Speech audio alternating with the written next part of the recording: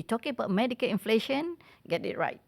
When there is no regulation, there is that gap. So it's not part of the law, then why should I comply? Transparency is the foundation of trust. So we don't want the NATO, no action talk only. You don't want to be treating your customers, your clientele, your patients unfairly. Greater itemization and standardization of hospital bills would empower patients, improve market discipline, and ultimately strengthen public confidence.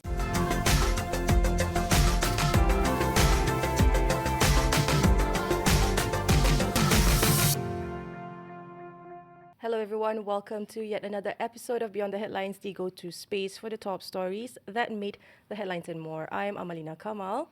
And I'm Juliana Jalaluddin. Ever wondered why your hospital bill seems to come up with so many charges that you've never even heard of? Now, it's one thing to expect to pay for the treatment, but it's another to wonder why you're being billed separately for even basic items that many actually assume are already included in the breakdown of your room charges. Exactly. So let's start with the big question, yeah? Why are hospital bills getting more expensive? Yeah. Exactly. Is it simply because healthcare is improving, or are there other factors behind these rising costs? So the Public Accounts Committee, PAC, recently tabled nearly 2,000-page report in Parliament that attempts to answer exactly that. So contrary to popular belief, the report says doctors' consultation and professional fees are not the main reason costs are rising. In fact, it points to a range of unregulated hospital charges. Listen to this. From medicines, lab tests to operational overheads and billing practices. Right? So among the findings Here, of course, in that nearly 2,000-page reports are, of course, allegations that there have been indeed significant markups on medicines and medical supplies, some even reaching more than, or at least several 100% here, which is multifold. Multifold in that sense. And, of course, long-standing concerns over differences in billing between insured parties or those actually paying like upfront with cash. And I can only assume that insured patients get the higher medical bill as opposed to, the one paying with cash up front. I mean, but how many of us are actually paying cash for hospital bills anyway? I mean, in this day and age, I don't think. Probably the 0.0001%, I think. The top 1%. Top 1%. 0.001%. But anyway, we have to actually unpack what we're looking at, especially in the concern of today. Medical costs rising, insurance premium rising. Of course, we're not alone here on the set. Joining us is Public Accounts Committee member YB Dr Halimah Ali, straight from Parliament here on set. Thank you so much, YB, for joining us. Thank you for having me here. Thank you. YB, well, of course, you're here not just out of nowhere, right? You've presented the proceeding in Parliament last week. Yeah. A lot of us question, actually it's true, but there's not much attention that goes into the breakdown or the itemized bill here, right? A lot of people realize that it has been happening for a long time. Why is it only now that this is surfacing? And one of PAC's key observation here is that many patients still simply don't know what they're actually paying for. So how important is it to have transparency, especially when it comes to medical costs? Thank you for bringing up an issue which is very, very pertinent, and especially now with we, the Malaysians, the so-called medium class, middle class, where quite a lot of people, quite a lot of Malaysians do have health insurance initially until this escalating costs, premium costs, make the headlines and popping everywhere. I just want to show you, this is exactly the report by the PAC about the increase in health insurance premiums, private hospital charges, and their impact on public health care.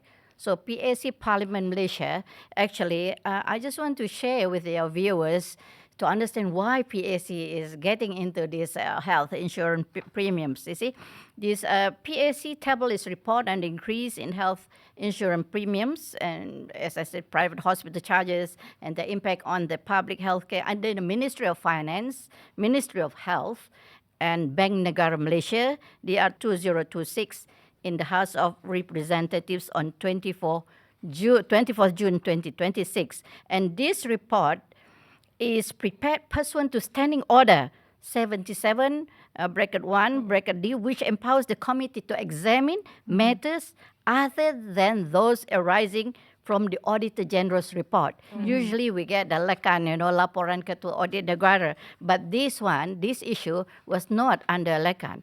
So why is it that PSC bring this up as a proceeding? Right. And these 19 proceedings that we spent, you see, because it's according to one of the rules of PAC Parliament is any other matter which the committee considers ought to be examined or any matter referred to the committee by the House.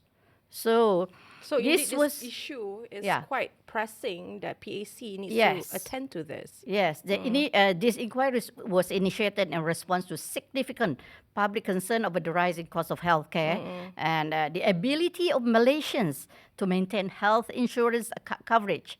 So we had 2 public hearings. First in Penang, which was attended by 200 people, all walks of life. And the one in Parliament itself, which we did was on 21st February, was attended by 550 people from the specialists. I was quite surprised. I was moderating then. The specialists, all public hospitals, they did spend the time wait there. They have to queue up because so many of them, see, it's public hearing. Right. This one, PAC, just sit down and listen, and we record what they were saying. Sorry, Doctor, you were saying 19 proceedings. The first one, when was it? This is before February, so early 2025. Okay. I don't get the committee heard evidence from 21 witnesses, including representatives, actually ministers, from the MOH and BNM, Bank Negara Malaysia, Association of Private Hospitals, APHM, Right. non-governmental organizations, NGO, academia, and the insurance and takaful industry. So why is it important that patients can distinguish, they must distinguish between medical treatment costs and the hospital overheads in a clear, regulated format? Because transparency is the foundation of trust. Patients should be able to understand what they're actually paying for. That's true. Yeah. Yeah. I mean, it applies anywhere, right? It applies anywhere. Yeah, the thing is that when a hospital combines professional medical fees, the doctor's fees, with hospital operational or overhead charges in a way that is difficult to understand, patients cannot make informed decisions or compare costs across the providers. Right. So as you were mentioning just now, most people, what I heard during this period of public awareness, most people blame the doctors. You see, because the doctors are charging so much, that's why we have to pay a lot. That's why our premium is escalating. Actually, it's not. So that's one of the things that, PAC was really concerned about. So PAC's concern is not merely about the amount charged, but whether the billing system is sufficiently transparent, consistent, and accountable.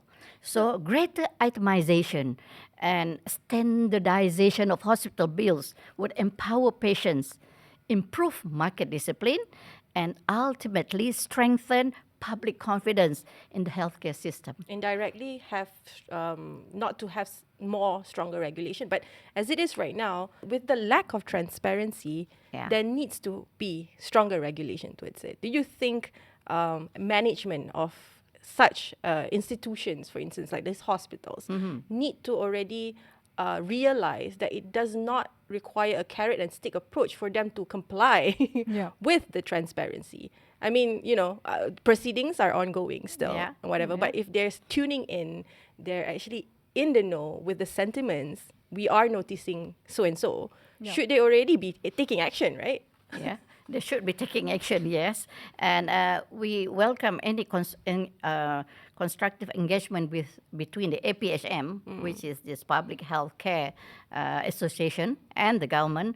So when the collaboration among all the stakeholders is there, we can address this rising healthcare costs sustainably And as you said, there should be a conscience there that is not just profiteering from people's illnesses and people's sufferings and all that. So there should be an initiative from the, well, I don't like to say the industry, the health industry, and I have to protect my colleagues, my medical doctors. You see, Understood. they have been blamed all this while. Right. So we have to say that they are regulated. Only the doctor's fees are regulated. Other than that, it's not. So that's where they can have this creative accounting, the creative costing and all that.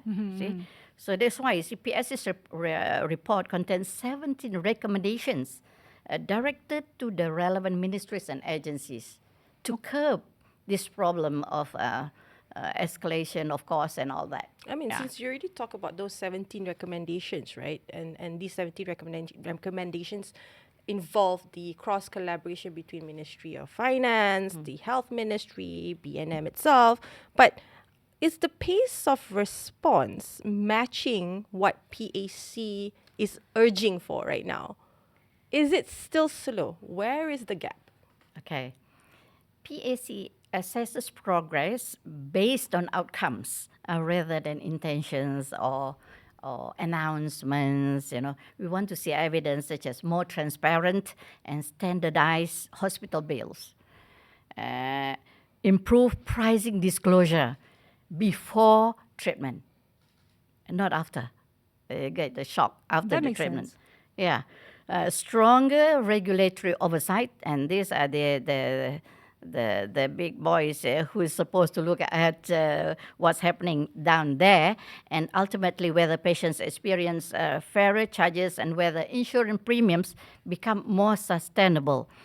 So, if policies are announced but patients continue facing the same problems, then the objectives has not yet been achieved.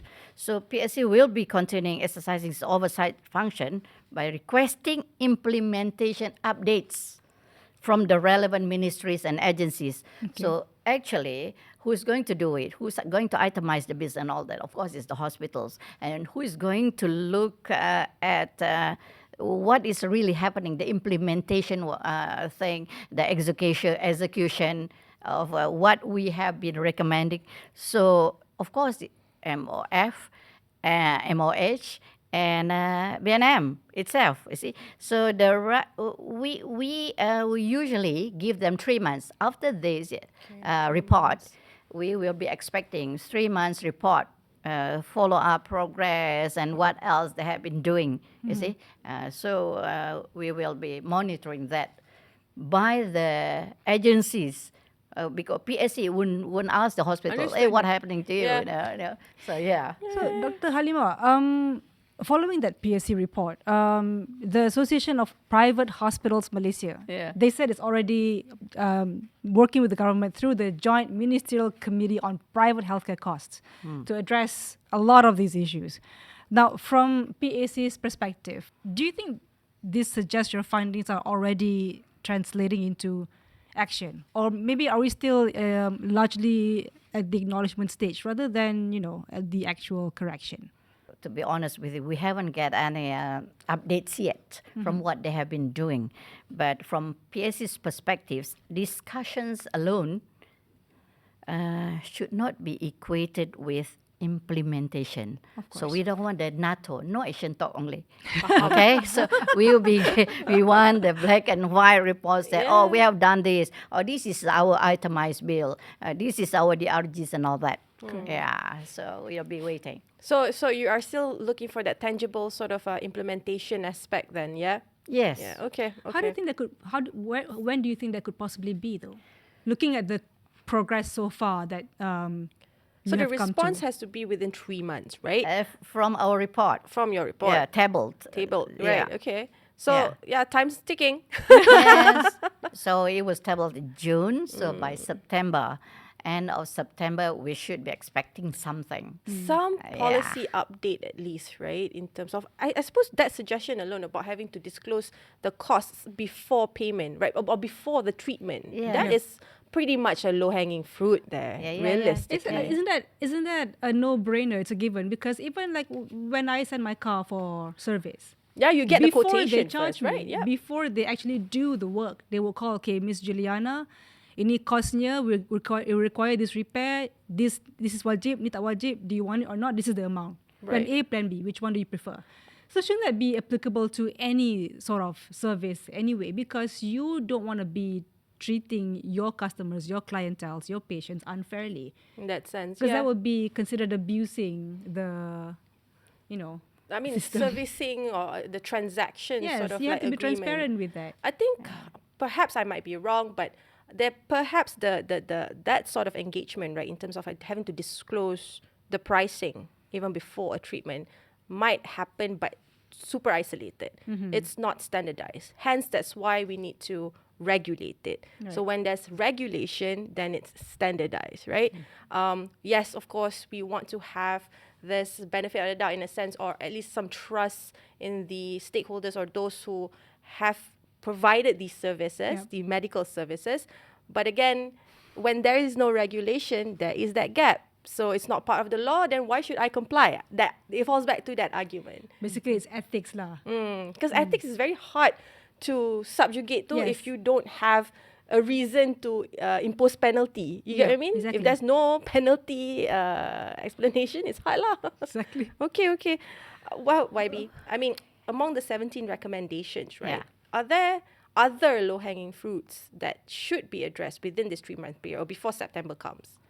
Because realistically, 17 recommendations by September, I think for whoever's supposed to Well. attend to that would be a bit tough, right? So what would you call a small win though? Yeah.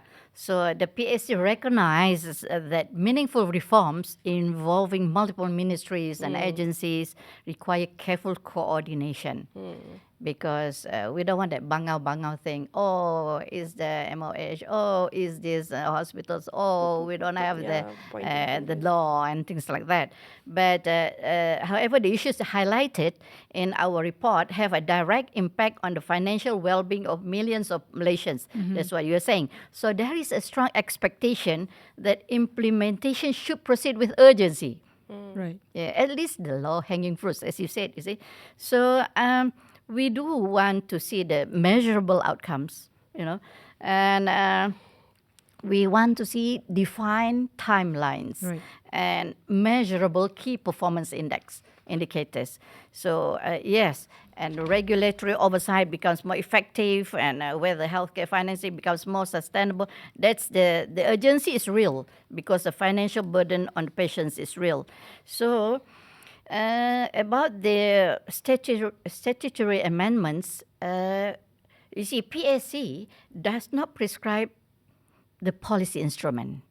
What our responsibility is to identify weaknesses and recommend improvements. So if existing laws provide sufficient authority, then they should be enforced effectively. It should be done. Yeah, understood. But If they are insufficient okay. to ensure transparency and accountability, then legislative amendments should be considered. So policies and things like that should be revised by that joint committee, the long-term one, joint ministerial committees. committee. Yes, they really have to analyze why and what's the low-hanging fruits and how long does it take to reform this one. 1 month, what should they can achieve? 2 months, 3 months, or maybe 6 months? What is it that they can achieve?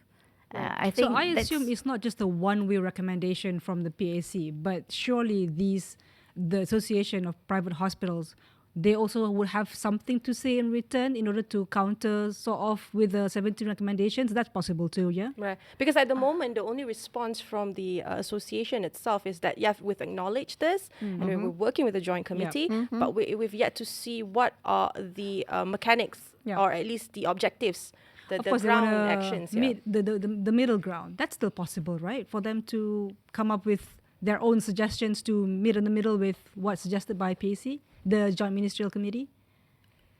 Well, where there is a will, there is a way. Okay, so what the PAC was saying is, you guys have a look, and how do you want going to solve these problems holistically? You know, not ding dong here and there. So the one of the recurring observations by PAC across many investigations is that the coordination mechanisms sometimes are stronger than implementation mechanisms. Is the doing lah. So the NATO thing, you know. So you talk, but when you want to implement, that seems to take so long, and maybe too many excuses and bureaucracy and things like that. Some of the things I think that we can get through is, itemized bills and things like that. That is quite simple, as you said. I mean, it's very doable. It's easily achievable. You see, and the RGs and things like that. You see, what was one of the things is the problem that we saw was opacity. I mean, that's opposite of transparency. YB, I'm sorry to cut you off a bit, but I want to understand this. So when you're saying that agencies and industry players themselves actually have this responsibility to be more hands-on and more accountable in ensuring that, billing and pricing practices are made transparent, later on, does PAC have the actual authority to say, yes, that's verified, whatever proposed solutions or efforts that you are making is actually complying with our recommendations? Pass. Does PAC have that authority to say, okay, pass? Okay, we have our 17 recommendations, and after 3 months, when we see them again, these 3 agencies and the ministries and all that, so we will be asking one by one all the 17 recommendations. What have they done? Well, what have been achieved? How many of those 17 recommendations have been implemented? Yeah. Okay. So if they said, they will be giving all kinds of feedback, responses. We are halfway through. This one, we can't do it. Maybe we don't have enough resources, or we don't have enough people, or we got a threat of homeless problems, things like that, you know. So we will be asking them again. Yeah. Okay. Yeah. It's nice to know that there is that sort of continuity, though. Yes. Okay, all right. Well, that's good. Well, the government now, Dr. Halimah, the government has also announced plans for a white paper and also a standardized base for medical insurance product, right? Yeah. Are these meaningful first steps, or do you think that more immediate regulatory action is still needed? Actually, in December 2024, BNM announced a series of interim measures to address the rising medical and health insurance and takaful premiums in Malaysia. So the staggered premium adjustments, policy reinstatement option without additional underwriting, offering more affordable insurance plans, and providing immediate financial relief, allowing time for long-term structural reforms. And by these interim measures, they're providing sufficient time for the government and relevant stakeholders, including MOF, MOH, private hospitals, and other agencies to implement broader and more sustainable healthcare reforms and ensuring continuity of insurance coverage. This is very important because we, as I said, I was moderating the 550 attendance of this public hearing in Parliament, and some of those that we got feedback he was a very setia paying his premiums well from his 20s, 30s, and now he's already 60s. Suddenly he has got these NCDs, chronic diseases and that. So when it increases, he was working then.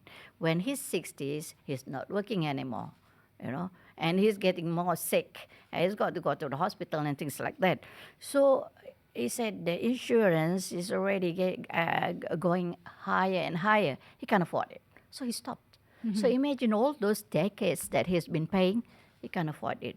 So this one of the things the PSA thing is very, very important to make sure that whatever the government, the ministries, the agencies, the insurance policy people are doing, this should not happen. They have to be fair. Which is one thing I don't get when it comes to insurance premium. Like, I'm in my 30s. Now, you're saying that that person that you're talking to is Yeah. in his 60s. Yeah. If he has been paying for the premium for such a long time, Right. since in his 20s, and then now he can't afford to pay because the premium has hiked up, why wouldn't there be a certain regulation or a format from this insurance company listening like, oh, this guy has been paying, he's been loyal to never miss payment or whatever? Why the need to increase that? Why can't just, if for someone who's been contributing to the insurance for a long time, shouldn't that drag out to, accumulate to as you get older? Because knowing that, as you get older, you have more risks when it comes to health. That doesn't make sense. Is that to an me. isolated case though, YB? Is that, or do you see quite patterns? a lot. Is it? Well, quite a lot of it. Okay. That's one of the reasons. As I said, usually we just respond to the AG's report, issues. But this was not in the AG's report. This was something which came out from the public. Okay, so I'll tell you our PS's findings, which was organized in 5 key systemic issues. Number 1, the insurance system structure and rising premiums, risk selection weaknesses. Malaysia's current private insurance model remains vulnerable to risk selection practices and has failed to function as a long-term social safety net because vulnerable groups, the elderly, Right. They are being left out, actually. are effectively priced out of Correct. coverage. Correct. Wow. Actually, Wow. Yeah. I honestly, I thought that has always been the practice, and it's considered like, okay, because of course, you already come in with having a sickness. So, Yeah lah, but it makes sense kalau if when you are in your old age, you baru nak start pay insurance premium. There's going to be Itu faham lah of course kenapa lah. mahal. Really because sky your risk is higher. high. But for someone who's been contributing to insurance way before that, like I Okay. started paying my insurance the moment I started working. I'm sure it's the same for you, right? But now macam, it's like that's why I can't brain. so you're saying the risk-based assessment itself is actually a problem. Yes. And needs to be You looked see, into. Okay. inequity of closed pools. They say the closed pools, okay? Okay. The committee found evidence of insurers closing existing risk pools, closed pools, while offering lower premiums to new policyholders. Of course. Just coming, so we give you some carrots, when you get older, you'll be covered and things like that. That's exactly what my Yeah.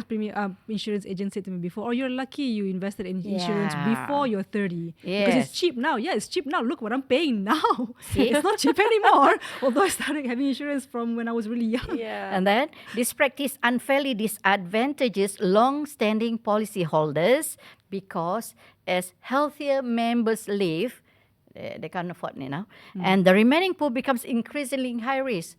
Only orang sakit-sakit lah, and then all those, people who need this hospitalization and all that, and claim ratios rise sharply, leading to substantial premium increases. Wow. Yeah. Maybe. Having, because you said something very striking to me, having to close the pool of high risk insurance payers, basically lah. That one is surely against their own terms and conditions. Can the agent do unilateral decisions That's like the that? model now. Okay. That's what PAC is recommending to be more fair. Okay, be kinder. And as Julian was saying, she has been very loyal, paying and all that. Suddenly, when she is sick and she needs the insurance, she can't get it. You see, she's priced out. Sorry, oh my God. No, but I understand. I know, because so to be fair, like we've heard these instances whereby, like, I mean, some people don't even take up insurance because they know, they would say that, you pay, you'll just get it burned. Because to be fair, like you're not even sure that you are going to be insured. Yes, yes. That's exactly what's So, going on. like, Because you pay for one package that not all the illnesses are covered. Because for you to get more coverage, inclusive of these rare diseases, critical cancer, the critical illnesses, ones, you yeah. have to pay more and more to get up to like what, 1 million or 2 coverage. But that one is totally understandable lah, because they would present to you Yelah, all these betul. packages and stuff like that. But it's just that it's striking to me that you know, the agents themselves don't necessarily consult or advise, or perhaps they do, but they don't look into the fair approaches in terms of how to rope in the existing pool of people who are already paying insurance ni, to just you know, not fight but be safe during critical times, right? Exactly. They just close it like that. Yeah, I just want to share with you another one of the weaknesses that we saw in this is multi-year financial shock. See? Investment-linked policies transfer the increasing cost of insurance associated with aging directly to the consumers. So meanwhile, the industry's cyclical repricing model has resulted in sudden premium increase of 40 to 70%. 40 to 70%. Wow. Yes. It's not regulated at the moment, is it? Like that one, 40 to no, 70%. Okay, that was obviously. what was happening. You see, Right. and talking about the lack of transparency and cross subsidization, current billing structure in private hospitals is less than ideal and fails to accurately reflect, of course, the actual cost. And high markups sometimes goes to 300%. It's not 100%. It's 300%. And I used to subsidize essential but under recovered operational costs, such as ward services. You see, sometimes when you are ill, you have to press that button to call somebody to attend to you. That is billed differently. Okay? Oh, Intensive FYI, care fun units. I did not know that. 24-hour emergency departments, even though you are not, you didn't use it, the ambulance, you see, the hospital, the sewa, is not in the itemized bill. So they have to create that certain kind of creative Forensic accounting. costing, Yeah. okay, to cover the operational costs. You see? So that's what we're talking about, lack of transparency and unbundling. This is the magic word, okay? Unbundling and price discrimination. So the PSC found evidence of unbundling where basic items such as clinical waste disposal, pillowcases, Right. cotton swabs, alcohol swabs, okay, are charged separately. Even tissues. If you need tissues and all that, you see, separately from part of the room charges. So the committee also found that price discrimination. So when you arrive there at the counter, you are asked, do you have a GL, okay, or you paying cash? So of course, higher rates are being billed to people with the insurance and the GL rather than the pay and claim or the cash. Okay. You see, so it's a different kind of different pricing. Right. Doctor, one thing, because many charges they're not simply subject to the same level of regulation, right? You know, as professional medical fees. Can the existing joint ministerial committee realistically solve these problems without statutory powers? Or maybe do you believe the legislative amendments are ultimately necessary? That's why, you see, that's why we involve the MOF, Bank Negara Malaysia, besides the Ministry of Health. KPDN tak? KPDN ada juga. That's part of the medicines and medical supplies and all that, you see. But the big thing about these non-professional hospital charges, including medical supplies, equipments, and pharmaceuticals, laboratory tests, and advanced medical technologies or robotics and things like that, you know, these are largely unregulated. This is where the cost, the huge amount of cost is going to be spent here. This is the part of it. And monopoly in the pharmaceutical market, you see, approximately 94% of medicines in the private sector are imported. And about 1,500 medicines have only a single registered manufacturer in Malaysia, causing monopoly. Wow. So you don't have any competitors, so that's on the pharmaceutical aspect, basically. Yeah. But this is something that is also raised within the field, the area of concern itself, right? How would that translate into better transparency, though, having to not monopolize, meaning better pricing points? You see, is it better pricing points, options? Is it like that? Yeah. If you got more competitors, of course you have to compete. Your price is got to be competitive. Okay? okay. Not too much, Yeah. not too high. And one of the things that we found was, you see, the generics, the locally made drugs, sometimes was charged more than the branded imported ones. But they are because of labeled the as monopoly. local. I see. Yeah, Oh, but they because are of actually monopoly. They are okay, but they are labeled as Yeah, locally made. yeah. Okay, okay, understood. That's actually a big concern then. Yeah. Yeah, no. So the reason behind that is what? To support local brand. Well, For the high price of these local we products. I don't think that's we the want- application lah. Yeah. But by right, I think because they have the dominance in the market, right? Yeah. So people, I mean, we are locally produced. Obviously, if you go out to Because buy, placing that false trust or support local brand, you Yeah. go for that. This is yeah. ours. But YB sendiri cakap like even the local brands are higher than the one that Then macam mana? yeah. So it's like, by the way, if you don't know that, check.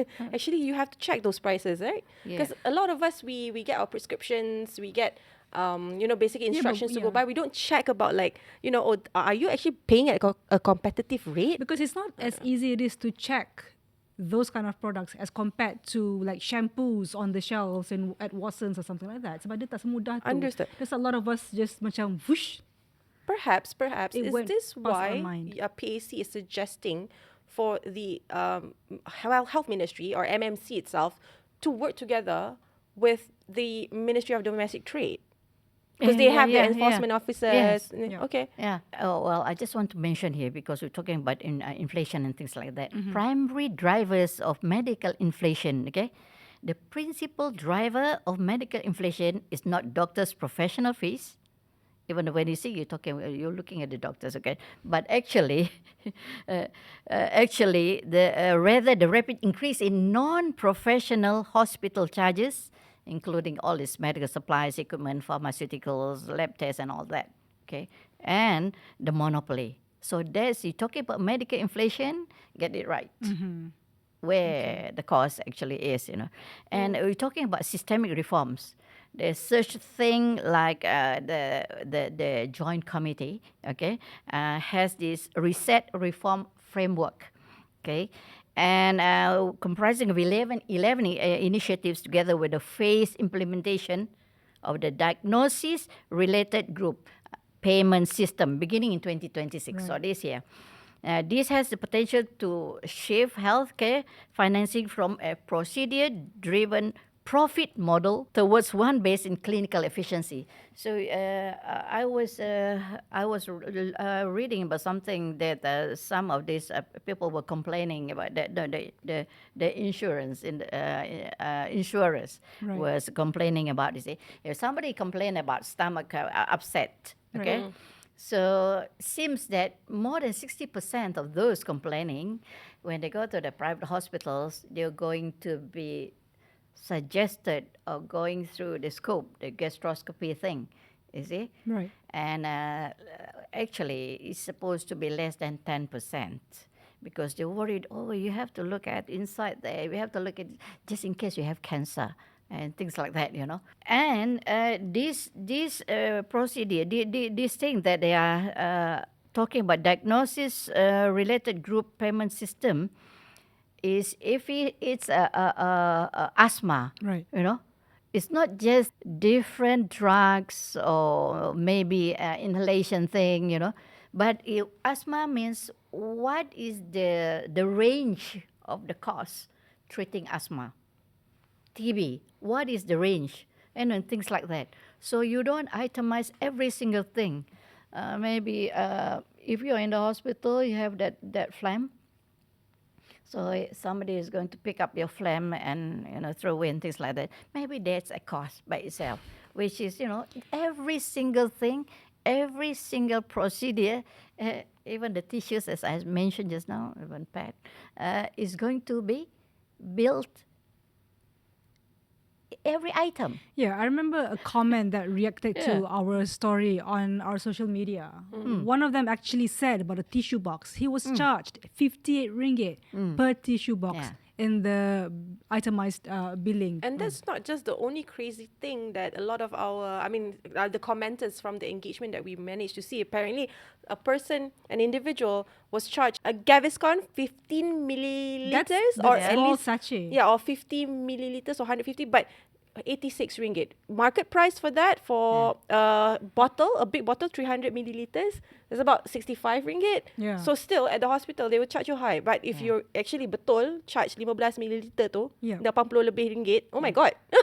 That's No, outrageous. that's not the price of the Gaviscon. Yeah, That yeah. is the price of the Exactly. ambulance that is not going to be appearing So, in any bill. This person said the reason they gave was our pricing must account for the comprehensive 24/7 operational Yes. environment necessary to ensure your safety and well-being. Yes. That's Tapi what they it mark said. that as Gaviscon. Gaviscon. 86 ringgit Cannot for even 86 ringgit for 150 ml. It's really really expensive. Even for the big bottle. Yes. 300 Another person milliliters. said a cream. This is my experience. The person said a cream sold in my pharmacy. I think she was referring to pharmacy near her house, quite, at 22 ringgit and charged in hospital bill at 63 ringgit. That's a 300%. This is just a bit outrageous. Pillowcases and bed sheets too, they charge for no reason. $50 for a paper potty, toilet paper.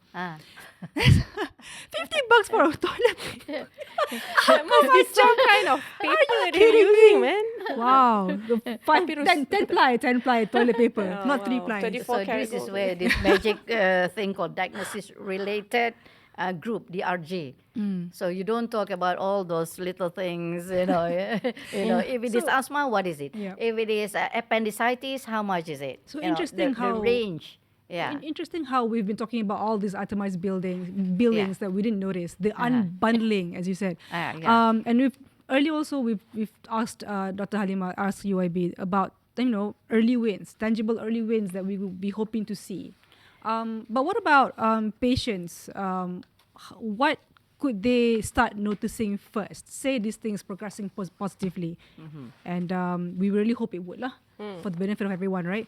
What should patients start noticing first? Should it be like clearer hospital bills, the breakdown of it, or maybe even more transparent pricing? What do you think? What do you foresee? Yeah.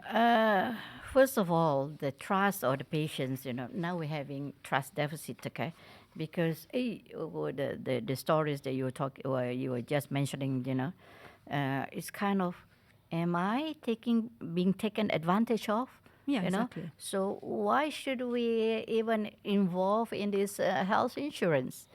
So what happened is the domino effect is, the patients already given up hope from this insurance thing. They don't go to the private hospitals anymore. So what do? They flood the public hospitals. So this is what the quick wins, as you mentioned just now, is the insurance people are already being asked to look at the policies, which is making more affordable and making it not discriminating the loyal, and now getting all the policyholders and things like that.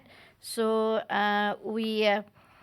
especially the itemized thing, it's things which are simple to do and doesn't need much talking. Just do lah. Yeah.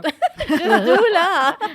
No, I mean, You know. and you've got 3 months for now, right? At least until Wala September. susah sangat. Yeah. Well, we've come to the end of our discussion, right? And then it's interesting that you also naturally highlighted about currently right now we're having a trust deficit, and it's all about having to ensure that we put those accountable for having to bill or at least misuse the power of giving us those invoice receipts and without questioning, right? More like being taken advantage of our ignorance. Yeah, yes, correct. Yeah. But then this ignorance right now is no longer there lah. Macam everything's out there. Yeah, exactly. So- And some people wonder, why is this now? Like, why is this taking so long for the government to realize that this is happening? But really, why, Dr. Halimah? It's been going on for so long, right? I mean, it does. I understand it does take time for you to and your team to gather all these findings. But I get why people are commenting. Why is this taking so long? Only for people to realize. Why only now that the media is highlighting about this? But without having to build up that particular, effect, right? The domino effect that you've just mentioned, you wouldn't have a substantial case against, Exactly. these ill or errant stakeholders. Yeah. Well, to be fair, before this, I think things were happened, but the cost, the premium cost itself was not that apparent. I mean, there's a slight increase, so you don't get that shock. Suddenly, it's 40 to 70%. And when they go to the hospital, you tak layak lah, that kind of thing. And it's not just a single case, many cases and everywhere. And of course, now people are more intelligent, more informed, and we got social media, so we can share our experiences and all that, Right. grievances, you see. So I just want to show you about the little early tangible early wins, okay? Okay. So the PAC believes that Malaysians should begin seeing improvements that are practical and immediately noticeable. Okay, so first the hospital bills become clearer and more transparent, allowing patients to understand exactly what they are paying for before and after treatment. Secondly, patients should receive the better disclosure of estimated treatment costs so that they can make informed financial decisions. When That's you are good. sick, you are not in a good State of condition, okay? And you are pressed to make the decision there and then. I mean, you need an operation. Should you go for the operation, or should you just stay at home and makan traditional medicine? The kind of thing. See, so if the treatment is about 20,000, say, or is it 200,000 compared to 200,000? You see, at least the patients can make that financial decisions. If not the Pinjam kah, patient, then minta the kah. waris lah. Yeah. And the third, regulators should demonstrate stronger oversight through greater transparency and timely intervention. The regulators, the bapa-bapa lah, nak kena tengok lah kan. You just don't just leave it alone like that, because some people are quite angry with the insurance companies. They said, well, actually during the public hearing itself, say, this company had 6 months bonus. This company, at least 3 months, 4 months bonus. So they're making money out of me who is getting sick. It's timely that people understand what's going on. Understood. And we are aging nation. And also those days, early days, you see, there are serious illnesses, including cancers, even strokes. Even 30 years old are getting strokes.